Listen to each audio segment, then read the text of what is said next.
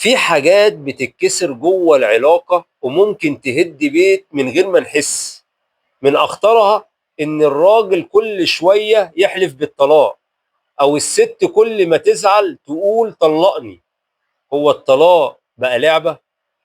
بقت الكلمة دي أسهل من السلام؟ يا جماعة الطلاق كلمة تقيلة تهز كيان أي بيت، وتزرع جواه الخوف وعدم الأمان.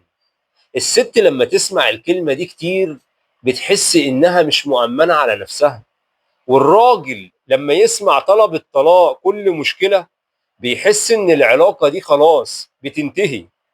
يا جماعة الحياة الزوجية مش كلها ورد، بس كمان مش كل خلاف نهايته خراب بيت. الخلاف بيتحل بالكلمة الحلوة، بالصبر، بالعقل، مش بالتهديد طبعا. الطلاق مش وسيلة ضغط، الطلاق نهاية حياة، نهاية بيت، ونهاية ذكريات جميلة، وتشريد أطفال ملهمش ذنب.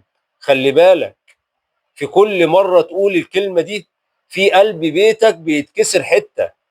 يا جماعة الزواج مش حرب مين يغلب، الزواج شراكة نتمسك ببعض علشان خاطر ولادنا، علشان خاطر العشرة، ولأن مفيش حاجة تستاهل نخسر بعض بسببها أو بسبب كلمة.